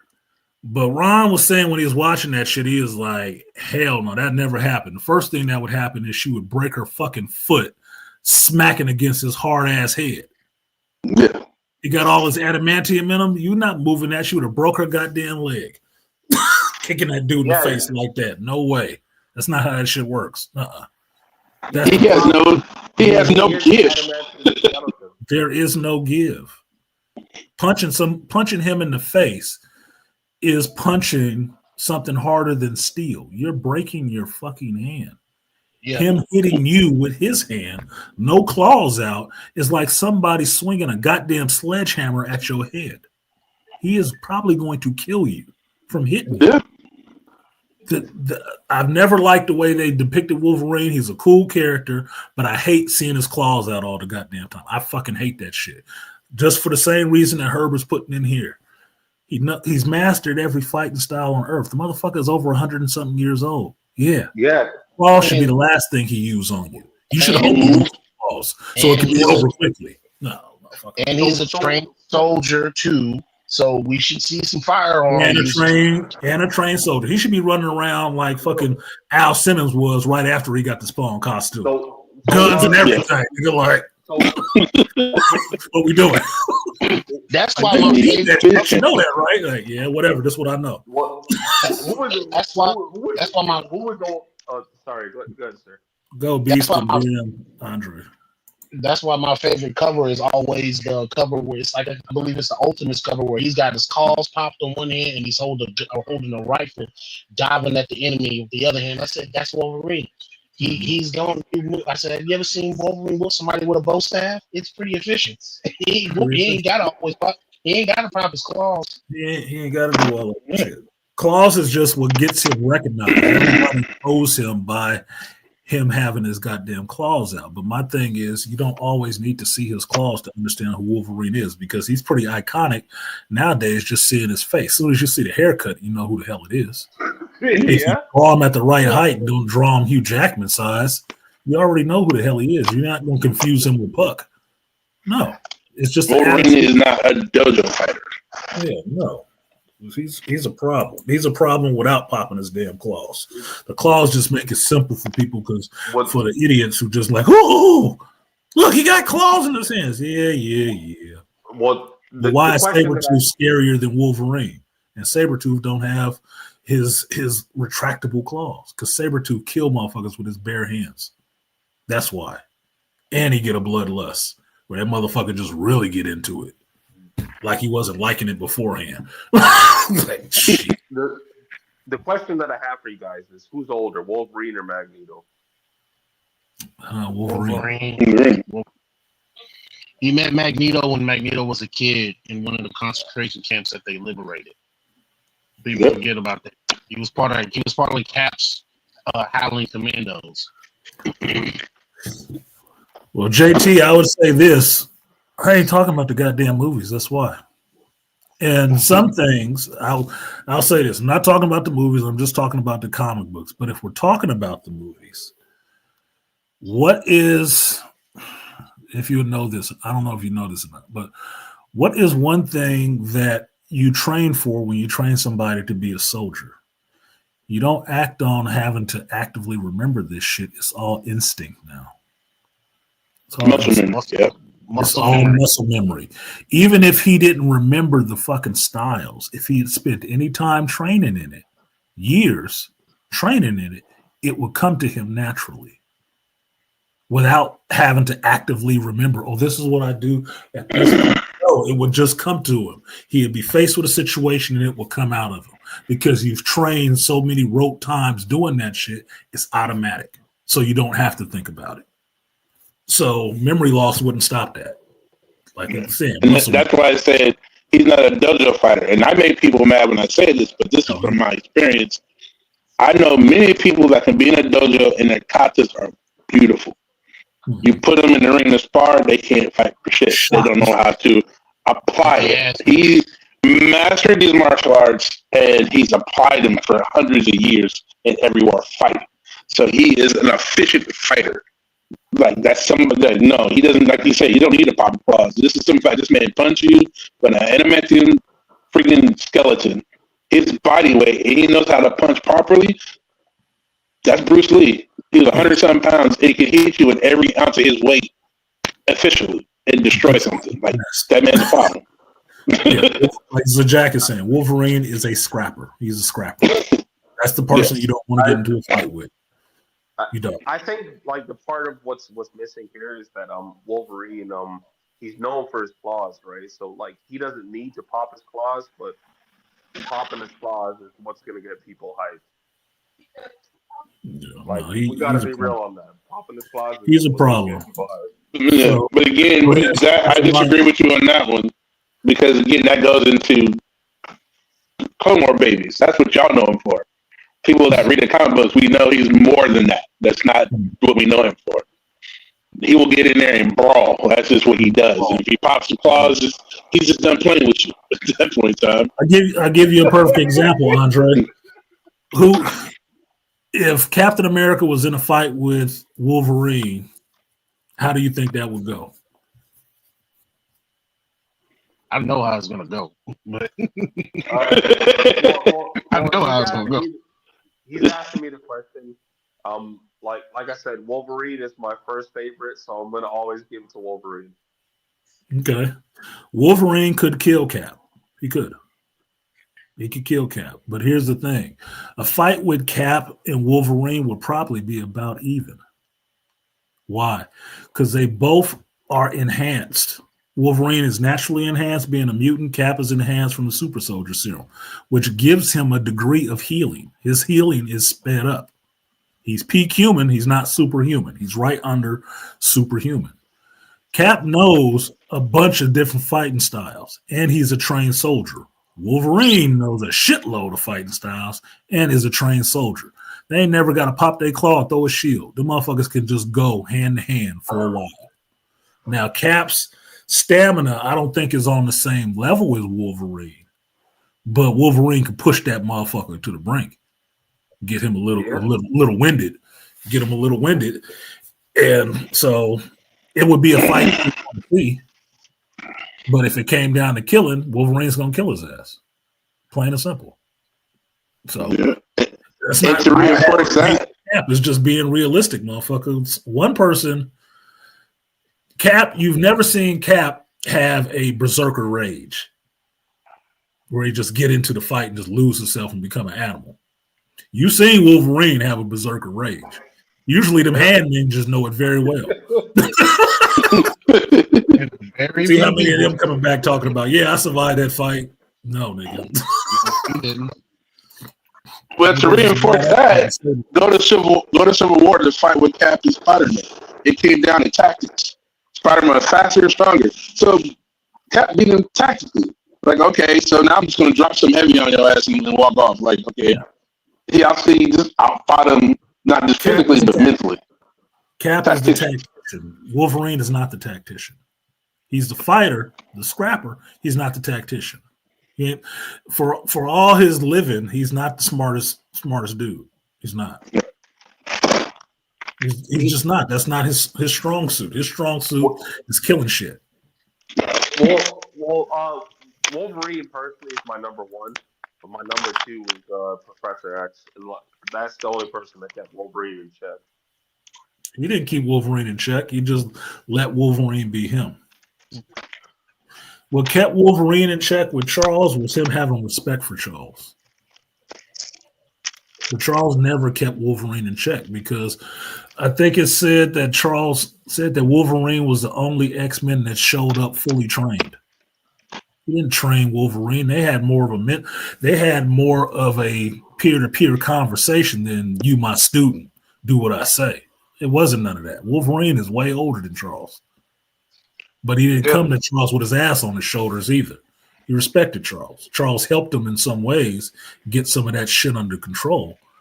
But he didn't have no leash on him. Hell no. That's not even the modus operandi of Wolverine to have anybody have any charge over him. I go where I want to go. Because nobody stop him. I didn't mean like Charles like had a leash on Wolverine because like nobody could leash him. It's just like I agree with you. Like he did have a respect for Charles. Major respect that for is the Charles. reason why he didn't go crazy. And Aquateki said, I would love a fight scene with Wolverine not unsheathing his claws. Dude, I would love to see a fight on screen with Wolverine. Hugh Jackman can do this shit. And he could take on soldiers with guns and all the rest of that shit. And I would want to see him do one thing. Pop his claws and put away his claws. And use guns. Now, could you imagine a fight scene with Wolverine? He in the mix. Say it's like 30 people. He on some John Wick shit, right? And he in there just crushing one motherfucker in the face, cutting another dude's gun in half, taking this other dude's gun, busting shots at the other motherfucker with the gun, taking him out, using the rifle, picking him off like, damn, the motherfucker accurate with a rifle too. And then going back in and somebody get the kill with the claws and shit. Just going back and forth, switching between everything he knows how to do that you know is a part of Wolverine. See him being a fucking soldier. So Artisan, I think like one of the like you guys know more than I do, but I think like just in terms of like what I've seen, I think like one of the best representations, at least in like a movie form or show form, was Wolverine, like in the Deadpool and Wolverine movie, because that was he didn't want to pop his claws and he was only doing it halfway, unless he needed to. That not wanting to pop his claws thing. At least that's them trying to pay some homage to Old Man Logan stuff. That's all it is. Me personally, I would rather see Wolverine beat the shit out of somebody and not have to pop his claws all the time. But that's just me. That's just me. Because if you build him up to be this good of a fighter, then he never has to use all of that shit. He doesn't have to use his claws every fucking time. Because unless you're going in for the kill, what's the point? For sure. What the hell? And they are close quarter weapons. So guns would be more Cable efficient. is a very competent fighter. He got telekinetics and telepathy and all that shit. But every time you see Cable, he run around with fucking guns. Very capable fighter. That telekinetics is only something he just pop out every once in a while. He don't run into a fight doing all that shit. No. That motherfucker run out with big guns. Big guns, big pouches, man. Plenty ammo. Yeah, exactly, Aquatech. Reserve the clause for the finishing blow. Yeah, I will do you this honor, and I will kill you. Shink! I like Cable as well, but he's not effing with Wolverine. He's not. You don't know shit about the Askin son, man. You don't know shit about the Askin son, man. Look, I like Cable. Nate Gray Cable, which would be Cable without the techno-organic virus, will pull Wolverine apart. Oh, yes. Will pull his ass apart. It'd be done. You never get a moment to be close enough to him to cut him or punch him with shit. It's like Magneto. Magneto getting cut by Wolverine is always because he always sees him as kind of lesser. Never takes his ass actually fucking serious. Until he got slashed at one time, and then you saw how serious he took Wolverine. Like, I'm tired of your shit. These fucking claws. What did he do? Reverted that motherfucker to a thing that didn't even have a fucking nose anymore. Nate Gray, but also Strife. Also Strife. Also Strife, which is a clone of Cable. No organic virus. These is earth-shaking telekinetics, telepathic and telekinetics. Meaning, if Wolverine had a thought about, I'm about to claw this motherfucker, he'd be in his mind somewhere tripping out, thinking he was killing this motherfucker forever and still standing in one place in reality. Stuck. While telekinetically getting your shit pulled apart because, yeah, you got adamantium bones. I may not be able to break your bones, but the ligaments in between your bones are not adamantium, motherfucker. That's just regular shit. How about we just pull you apart in between here and lay out all these fucking adamantium bones like we do an autopsy? I mean, like problems. Problems. I'm just problems. Never had to come close. I think Magneto never really did anything that extreme because there's always that underlying mutual respect between him and Xavier. But that time when Wolverine got him, I might be quoting wrong, but he was like, "You were always the one that is a thorn in my side. I'm tired of you." And he ripped all that shit out of his body. Like, okay, enough. Like that annoying little dog you got to pop every now and then. Yeah, this is the thing with Magneto. Magneto is never really trying to kill other mutants. Never. He's trying to get them to understand his side of it because these are his brothers. These are the people that he's fighting for, right? His brothers and sisters. He don't want to see mutant kind killed. That's why he ain't the one out there trying to kill them all. Even when he's fighting Xavier, he ain't trying to kill the X-Men. He's just trying to stop them from fucking with him. That's basically it. But Wolverine pissed him off because Wolverine went in for a kill on his ass. And then they got him. He didn't like that shit much. Look, Charles, we're trying to be cool, but this motherfucker right here, you know, oh boy, that one you can't control, I'm gonna take care of this shit this time. Charles, get your dog. Charles, get your dog. Get your dog, man. Get your dog. Get your fucking dog. Artisan, to be fair, Magneto never actually tried to actually kill Wolverine because he could have killed him multiple times. No, he didn't try to kill him then. He pulled the adamantium off his ass, but he could have killed him. Yeah, that's why I said that part. Magneto is not ever trying to kill mutants. He's never trying to kill mutants. You humans can be fucked. You know, fuck about it. But his mutants, his people, he ain't trying to kill you. He wants y'all just to see his side of it. Yeah.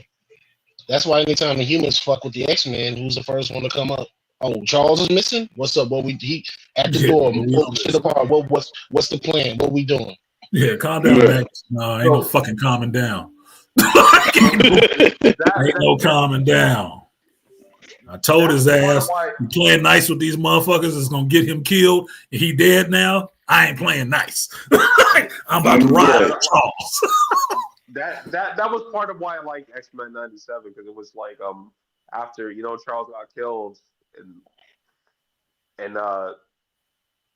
Magneto came back in. He was he was trying to do the peaceful thing, but in terms of humans, but he was like humans like.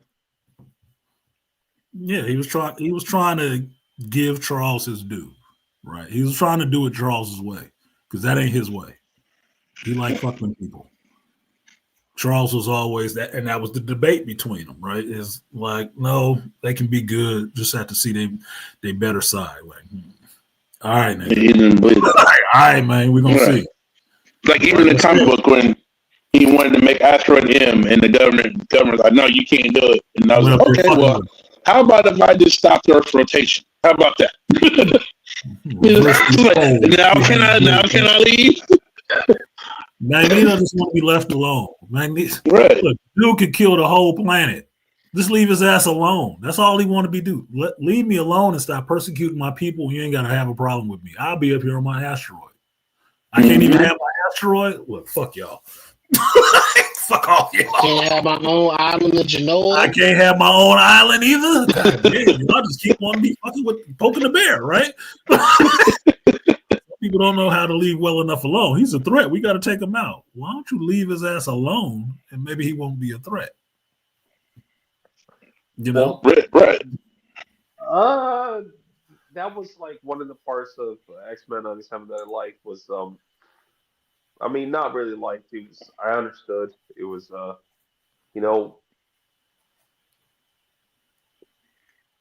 Magneto, like he was like, I could destroy all of you right now, but I'm gonna let y'all live. Yeah, I'll let you live for a hot minute. Anyway, and just to finish this out, JL West was good with you. He said Shadowcat is another dangerous character thanks to the trainer from Wolverine. Yeah, Shadowcat is dangerous as fuck. She's dangerous as hell. She can kill a lot of goddamn people. And not even just killing them. She's just dangerous, dude. How are you stopping somebody, a trained ninja, trained by Wolverine, who is entangleable, meaning that you really can't put hands on her if she don't want you to. Never. But she could put a hand through you and ruin your whole lifetime. Give that John Jones action. Man. Yeah, Martian Manhunter. Look at Shadowcat in Age of Apocalypse, what she was doing. Problems. You lucky Kitty Nice. Look at don't let her get hurt. A big metal motherfucker when Colossus is gonna come yeah, him up. Simp for life, boy. He'll be there to beat the shit out of your ass. You're Russian. What did you do to Miss Kitty Pride? Yeah. Oh my God! What did you do to my pride? I killed you for her. Dude, she ain't even dead. She's gone. She's phased. She's dead. If you die, you die. You talk like Ivan Drago.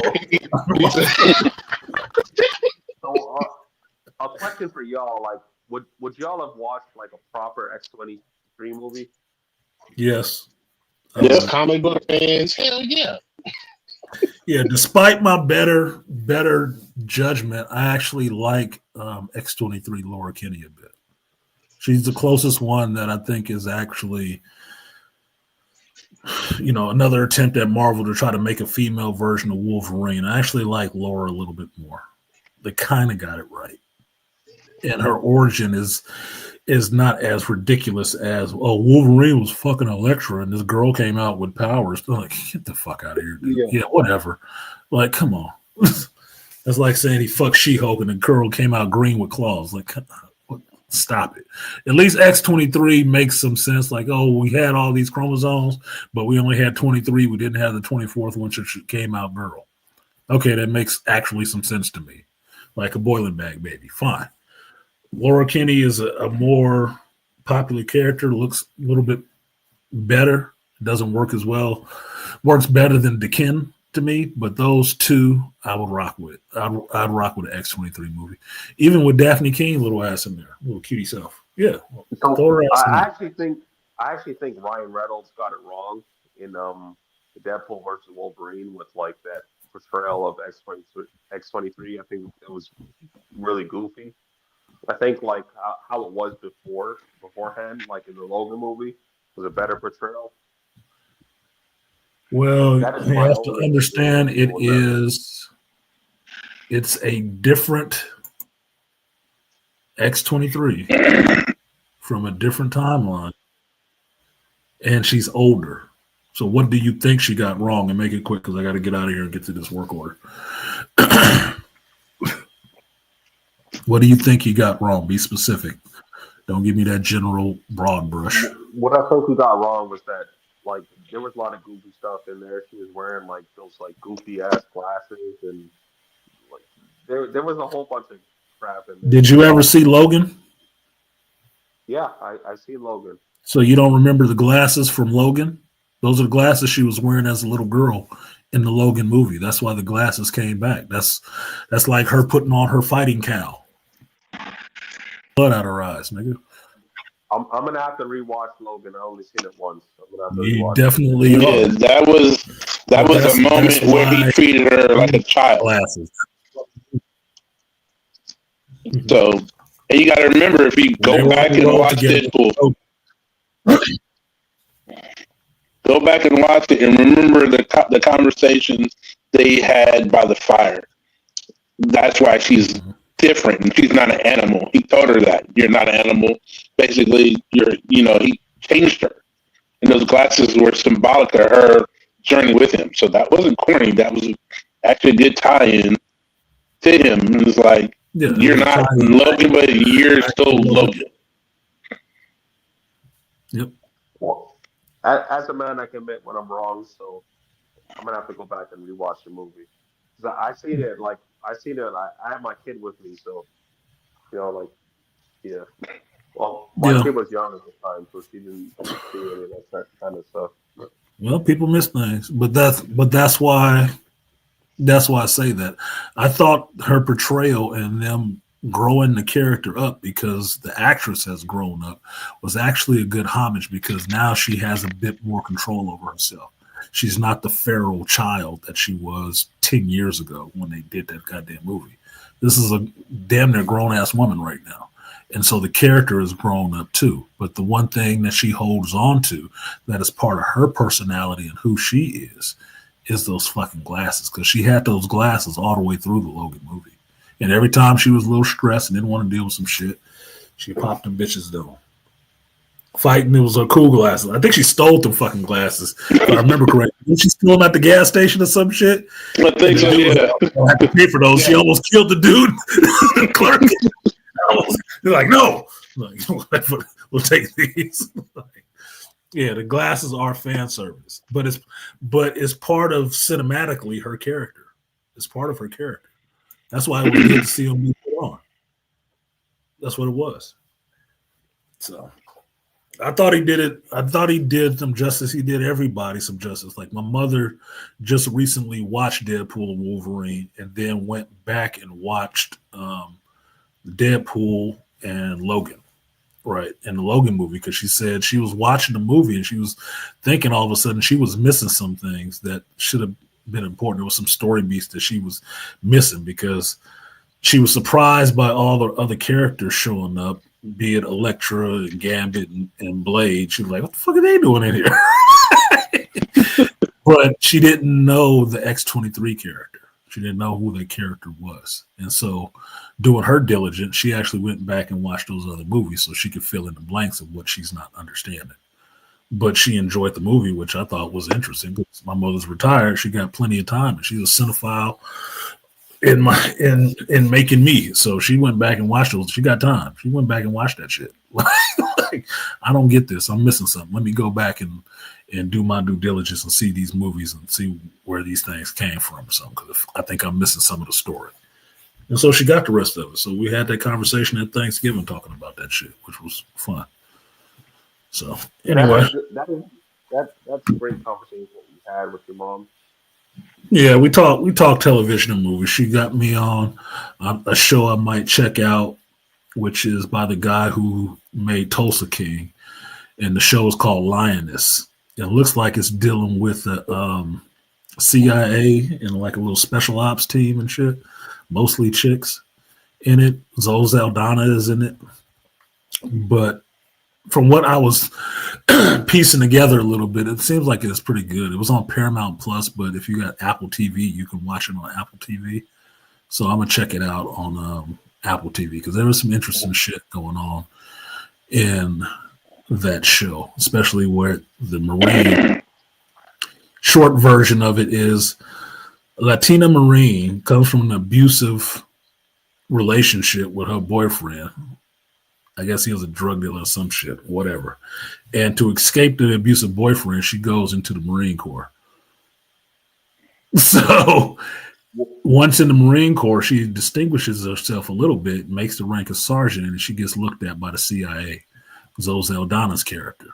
Zoe Saldana's character brings her in op to get her close to this Arab target that they have, and they're going to use her to get close to this young girl that this target is going to marry. So they embed her and have her undercover trying to get close to this girl to get invited to the wedding so she can get close to the target so her and her team can come in and kill this fucking dude. But the stuff so her that she get into seems dumb as fuck, some of it, but Zoe Saldana's character has a bunch of damn problems in her family and shit like that too. So it's a trip. It's a lot of interconnected stuff. So it's Zoe Saldana, Nicole Kidman. I don't know. Morgan Freeman is it? Is Morgan Freeman in it? I think he's like the president or something. Yeah, I think he's in it. Yeah, Lioness is the show. So I don't have a problem with Zoe Saldana. My mother was watching this shit. I thought it was Colombiana for a minute. I was like, what is this? Hey, the military dudes over here, they love it. They tell me to watch it. So that got a thumb up from them. What was the name of the show again? Sorry. Lioness. Lioness. Excuse me. Oh, and Hardest, I'm going to kind of change the subject a little bit, but I was telling you, I watched the director's cut of Rebel Moon. Yeah, you told me you were watching that shit. It didn't make the story any better, but yes, it made it more enjoyable as far as the fight scenes in the war. Because to me, it was always the editing. There was something about it. I was like, always felt this should have been rated R. And the stuff that they did cut out and put back in, it actually made it better. So if you guys seen the first one, check out the director's cut and see what you think about it. But some of the fights, some of the stuff she was doing was dirty when you actually get to. They don't cut out like some of her kill shots close up. Like she was cutting people up. It was good. Well, I can expect that from Zack Snyder, but I don't shit on the Rebel Moon. I think me and JT have talked about this before. I don't shit on Rebel Moon for having a shitty story, because if I want to believe that the story for Rebel Moon is shitty, that means I have to believe that the story for Seven Samurai is shitty. I don't think the story for Seven Samurai is shitty. I can say that Zack Snyder's execution of that story and the stuff that he added onto the story might be shitty, but at base, it's not. It can't be. The story in and of itself is these villagers hiring these people to come protect them from a larger group that's preying upon them is not shitty. That story in the Seven Samurai movie is a masterpiece, recognized as a masterpiece. If he took that and put it in here and then wrapped his own sci-fi shit onto the end of it, you're gonna have to point out to me which part is shitty, because it's the same story. So I already knew where the shit was going. It's gonna lead to a battle. Yeah. Sci-fi. Seven Samurai and Magnificent Seven space. Exactly. Samurai 7 in space. So it's going to lead to a bigger battle. So tell me what part that you find shitty, or is it that you really just don't want to have to like anything Zack Snyder does? And I think that's a lot of people are biased by him anyway. They're like, "Oh, Zack Snyder's gonna be this." I liked it. I just wish I felt more for certain characters, but seeing it where he really wanted to show what he wanted to show without having to, I guess, make it PG-13 at first to see his true vision of the cut. It's a good movie. It's a good show. Like, that's what I want to see. If I see someone that's a shock trooper and her thing was that she's basically a death dealer, when she shoots somebody, I want to see her get up close, like her moves, and put that gun up to your chin and weapons and your head explode. Yes, I want to see that. Don't take away from me. Show me how brutal she is. Mm-hmm. Well, the thing I think he will get shit for is that because he made the initial parts of that shit so long and broke it up to 2 parts, you really asking a lot for people to go back and watch that shit when they said they didn't like it the first time. You're asking a lot. You should have did that the first time. This stretching the shit out is what people don't like. Now, I can agree with him on that shit. You're asking a lot from me, Zach, to go back and watch something I already watched again, so you can put some extra shit in there. Motherfucker, make a director's cut on a DVD. That's what that shit is for. Either give me what your vision is or don't give me that shit at all, because you asking a lot to make a 3-hour one-parter and then make another 3+ hour one and have me go back and watch the shit. Nigga, look, I might have liked the first one, but I didn't like it enough to go back and watch it. So Artisan, I think that there should be a show made like about like the Buffalo Soldiers. You know, like I think there should be a show made on that. But there's a movie made about it, I believe. What's the movie? I believe the movie is called Buffalo Soldiers. I'll watch it. But there was a show that loosely included them, but it showed them as like just being like sacrifices for like white people. I didn't like that. But well, if you can't find a movie about that depicted the way you want it specifically, that is where you come in to write it. And maybe you can get lucky and Hollywood will just steal it from you. But that's where original creativity comes in. If you see a need that's not being represented by what you want to see, and you can't find anything out there representing the stories that you want to see told about the things that you want to see, that's when it falls upon you to make them. Well, I'm specifically talking about like the show Lawless. Like it actually had Buffalo Soldiers in there, but just like the Buffalo Soldiers in that show was like they sacrificed themselves for all the white people. So. Yeah. Well, that's where it comes in because it's the Lawless show with Timothy Oliphant, if I'm not mistaken. It's going to be focused on the people that are the centers of that show. It ain't going to be focused on Buffalo Soldiers. So understanding that they may not have gotten a full shake on it, it's because it's not their fucking show. That's what it's going to be. Like Bane was pointing out earlier about, you were asking about Bass Reeves, right? Why don't most people know that the Lone Ranger is based off of Bass Reeves? Because everybody watched the Lone Ranger and put that shit out and left his ass out of it completely. Black folks know. Black folks know about Bass Reeves. Some white folks know about Bass Reeves of a certain age. Most people don't. They just, it's just the Lone Ranger. He's just copying the Lone Ranger. No. The Lone Ranger copied him because you always go back to the original. You want to give black folks that kind of shine at that time. The story that I heard about Bass Reeves is that he arrested like 2,300 like criminals. Go back and watch, if you need to, go back and watch the HBO Watchmen series. They talk about Bass Reeves in that a lot. because kind of how they make Regina King's character is they're trying to make her that character like a Bass Reeves-esque. That's why they talk about that. I've watched Watchmen, but like I never knew that it had a Bass Reeves affiliation. The HBO series, yes, it does. Yeah. Not Watchmen the movie, Watchmen the HBO series. The series. I watched it a couple times. Mm-hmm. They mentioned that. It had an affiliation. Bass Reeves was that dude that would hit a bounty, bring him in, go to the board, grab the next one, and go back out. That's what he did. Back out there. So same shit in Battle Angel Alita. But anyway, I got to get out of here. I got an hour response time to that, and I already burnt just about an hour with you guys about that.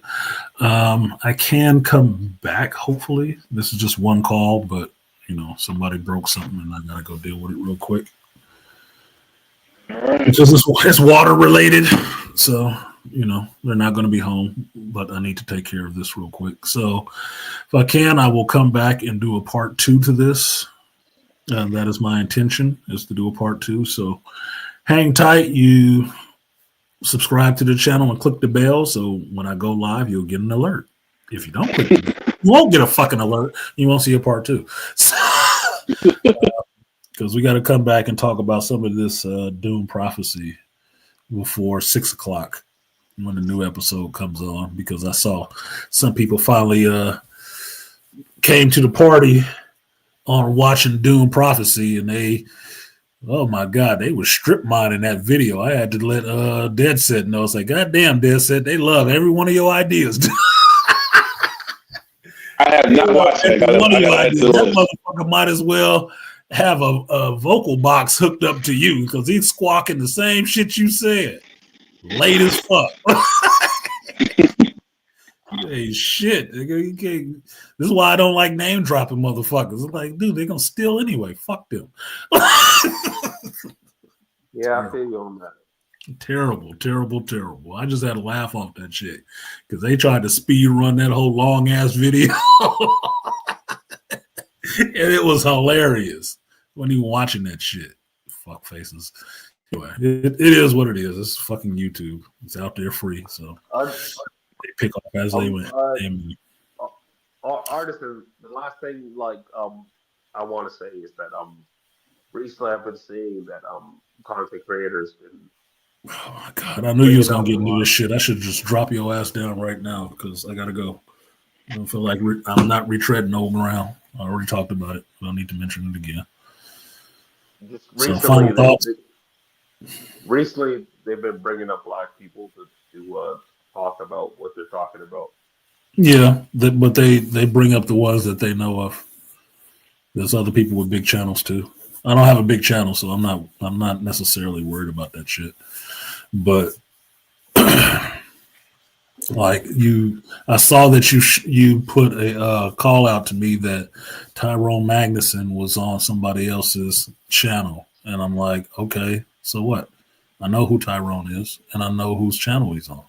I don't understand what the shout out to me was for about that shit. Like, what am I supposed to be upset? I don't know what you were asking of me for that shit. That's what I mean about having other people's name in one. Now, what do you want me to do about that shit? What are you actually trying to say about it outside of the fact that, oh, he's up there. He's a large YouTuber. We gonna sub to his channel too. So, people helping people. Well, what I was actually trying to say about that was that basically, like, I think that these people are realizing that Black people have some of the largest voices in spaces in general. So they're trying to, I don't want to say defer to them, but pretty much. I wouldn't say that. There's some topics that Black folks specifically are more apt to talk about. That's what I would say. And that's why I say that they're up there. Because like somebody was saying earlier, I think it was Aquateki. Was it Aquatechie? Talking about the coon word getting thrown around a lot, right? No, studio. UIP studio. Coon is thrown around pretty loosely nowadays. It is. But what it is that white folks understand there's some things that they don't want to risk talking about because they can suffer the wrath of the cancellation, the cancel culture on talking about certain shit with minorities involved when they ain't a fucking minority. So it's better if they have somebody with some melanated features up there to talk about that shit, and you will see the host just sit back. But it's helpful if they're in line with what they believe. Now, I don't go around calling people coons and shit like that. I think that's ridiculous era terminology that I didn't grow up in and I don't use. I just don't use it. But I do like the term lick spittles. do like that term a lot. This is fun. I told you I was gonna bring that shit back, man. So it makes sense that they would have some black folks up there to talk about something that's probably related to black folks or minorities in some senses, and have a minority up there to talk about that shit. It's easier for them so it doesn't damage their channel, and they can still address it without having to be the one to address it necessarily. But I can say this, for some of the other ones I've seen, they do the same thing, because I don't know what it is, but they will pass around the same video between everybody that's been up there on the panel. And they're all talking about the same video. They're just doing it in parts. So they all just did the same shit. It's all part and parcel of the same fucking thing. Not an original take at all, but regurgitated takes. No matter if 5 people feed on it or 1 person feeds on it, it's still regurgitated takes from one person. What I would say is that I gotta get out of here. So say your final piece so I can get out of here. You're not gonna make me late on my actual paying job. So you done? The short-term version of this is basically to be continued. Like I've heard the same stuff you said on different platforms, and of course they're not going to acknowledge you, but no, I'm assuming they heard what you said. That's okay. I understand how it works in the sense that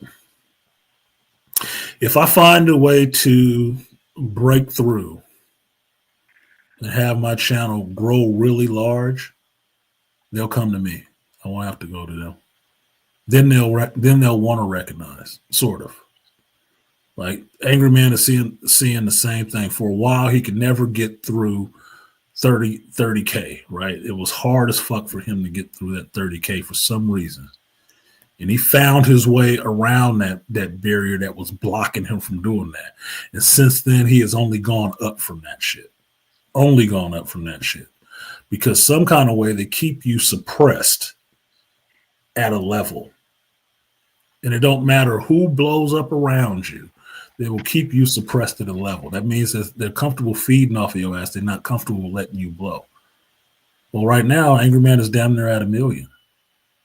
After how many years of grinding? And it's earned. But he found a way out of that fucking shadow, under that repression that they had him under. And it's paying off for him. Happy as fuck for that. It could happen the same way for me if I dedicated myself to YouTube like that. Right now, I dedicate myself to doing shit outside of YouTube like that. When YouTube starts getting to a point where it can pay me, where I can do that and not doing my same job, you'll see the same kind of dedication to YouTube that I show to my regular job. But it doesn't. And it's not. Because of what I do, how I do it, and where I do it. That's just it. So, artisan, like, don't ask me another question. I gotta go. Don't ask another question. I have to go right now. It's 1:11. That's an hour. I just blew my shit listening to that 2 minutes. So, final thoughts. I gotta shut it down and get out of here because I do have a response time. So, come back for part 2. Hopefully, it won't be that long. sub and click the bell, and you'll get the alert. But don't mean to be curt and rude, but I do have to get out of here, and I'm about to blow my response time with multiple questions about shit that could have waited. So I will see you guys next time. Peace. All right.